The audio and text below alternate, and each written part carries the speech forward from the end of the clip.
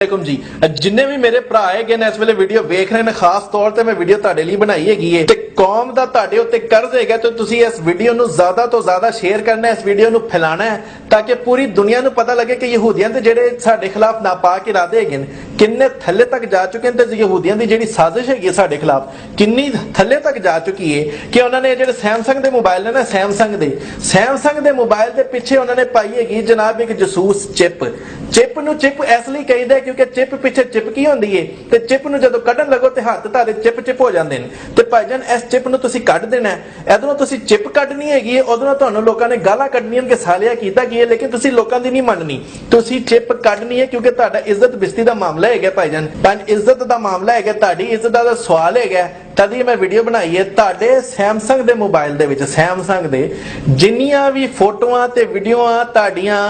ਇਹਦੇ ਵਿੱਚ ਸੇਵ ਹੈਗੀਆਂ ਉਹਨਾਂ ਮਾਵਾਂ ਭੈਣਾਂ ਦੀਆਂ ਜਿਨ੍ਹਾਂ ਨੂੰ ਤੁਸੀਂ ਇਹ ਕਹਿ ਕੇ ਵੀਡੀਓ ਤੇ ਫੋਟੋ ਮੰਗਾਈ ਸੀ ਕਿ मैं सिर्फ तुमसे प्यार करता हूं मेरा ट्रस्ट करो मैं पिक्चर आते ही डिलीट कर दूंगा और किसी को नहीं दिखाऊंगा हाले तक जे ਤੁਹਾਡੇ मोबाइल ਤੇ ਪਈਆਂ ਹੋਈਆਂ ਤੇ ਭਾਈਜਾਨ ਉਹ ਜਸੂਸ ਚਿਪ ਨੇ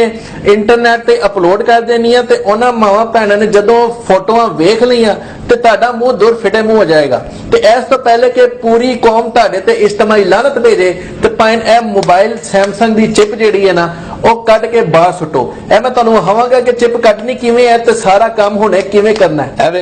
ਵੇਖੋ ਇਹਨੂੰ ਢੱਕਣ ਨੂੰ ਖੋਲਣਾ ਹੈ ਪਿੱਛੋਂ ਢੱਕਣ ਨੂੰ ਖੋਲਣਾ ਸੈਮਸੰਗ ਦਾ ਜੇ ਢੱਕਣ ਹੈਗਾ ਨਾ ਇਹਨੂੰ ਤੁਸੀਂ ਖੋਲਣਾ ਪਿੱਛੋਂ ਇਹ ਵੇਖੋ ਇਹ ਮੈਂ ਤੁਹਾਨੂੰ ਖੋਲ ਕੇ ਵਿਖਾਵਾਂਗਾ ਇਹ ਵੇਖੋ ਇਹ ਖੋਲ ਗਿਆ ਇਹ ਵੇਖੋ ਇਹ ਬੈਟਰੀ ਹੈਗੀ ਇਹ ਬੈਟਰੀ ਦੇ ਪਿੱਛੇ ਹੈਗੀ ਉਹ ਚਿਪ ਤੇ ਇਹ ਯਹੂਦੀ ਈਮਾਨ ਨਾਲ ਮੇਰੀ ਗੱਲ ਤੁਸੀਂ ਮੰਨੋ ਇੰਨੇ ਬੇਵਕੂਫ ਹੈਗੇ ਕਿ ਅਸੀਂ ਤੇ ਕੁਝ ਵੀ ਨਹੀਂ ਇੰਨੇ ਬੇਵਕੂਫ ਹੈਗੇ ਯਹੂਦੀ ਕਿ ਇਹਦੇ ਚਿਪ ਦੇ ਪਿੱਛੇ ਲਿਖਿਆ ਹੋਇਆ ਬੈਟਰੀ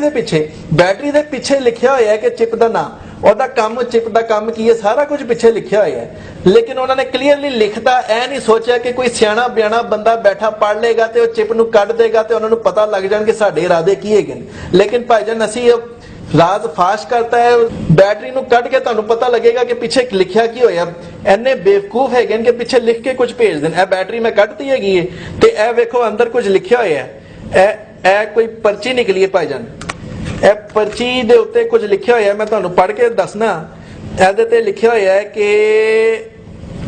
ਅਸੀਂ ਐਨੇ ਵੇਲੇ ਨਹੀਂ ਸਾਲਿਓ ਚੁੱਪ ਕਰਕੇ ਬੈਟਰੀ ਨੂੰ ਸੈੱਲ ਦੇ ਵਿੱਚ ਪਾਓ ਤੇ ਭਾਂਡੇ ਦੇ ਵਿੱਚ ਵੜ जाओ इस यहूदी साजिश को बेनकाब करने में हमारा तावन किया है किटकैट टेलकम पाउडर ने। एक्सक्यूज मी आप भी